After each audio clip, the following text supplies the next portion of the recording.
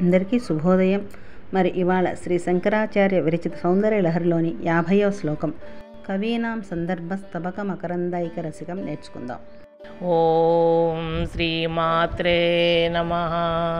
కవీనాం సందర్భ స్తబక మకరందైక రసికం కటాక్ష వ్యాక్షేప భ్రమర కలభౌ కర్ణయుగలం అముంచంతౌ దృష్ట్వా తవ నవరసా స్వాదతరలౌ అసూయా సంసర్గా దళికనయనం కించిదరుణం కవీనాం సందర్భ స్తబక మకరందైక రసికం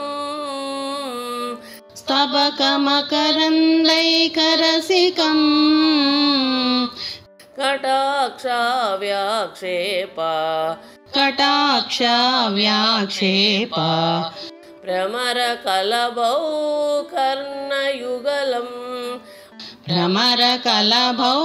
కర్ణయుగలం అముంచంతౌ దృష్ట్వా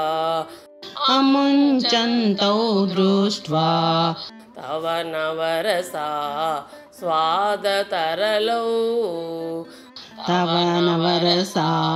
స్వాదతరలౌ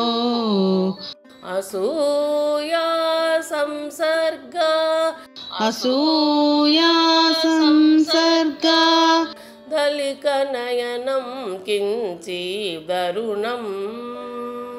దళికనయనం కించిదరుణం కవీనాం సందర్భ స్తబక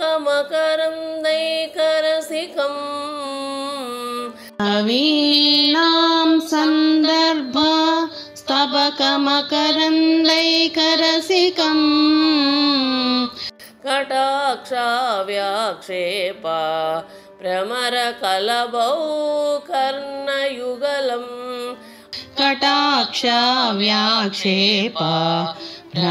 కలభౌ కర్ణయుగలం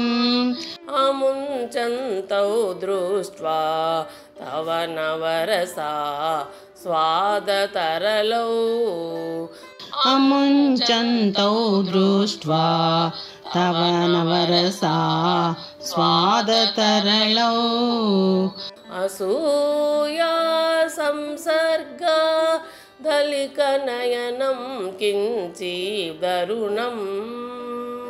అసూయా సంసర్గా దళికనయనం కించిదరుణం కవీనాం సందర్భ స్తబక మకరందైక రసికం కటాక్ష వ్యాక్షేప భ్రమర కలభౌ కర్ణయుగలం అముంచంతౌ దృష్ట్వా తవ నవరసా స్వాదతరలౌ అసూయా సంసర్గా దళికనయనం కించిదరుణం. తల్లి కవుల కావ్య రసములను గ్రోలు కర్ణయుగళితో చెలిమి చేసి వాని ఎందలి నవరసాలను గ్రోలుటయందు తనివి తీరక ఉన్న నీ కటాక్ష వ్యాజ్యముతోనున్న తుమ్మెద జంటను చూసి నీ పాలనేత్రము అసూయచే కొంచెము ఎర్రబారి ఉన్నది అనగా కనుల ఆకర్ణాంతము వ్యాపించి నల్లనైన తుమ్మెదల వలె కదులుచున్నవి అనే అర్థం. ఈ వీడియో మీకు నచ్చితే లైక్ చేయండి, షేర్ చేయండి, సబ్స్క్రైబ్ చేయండి. Thank you.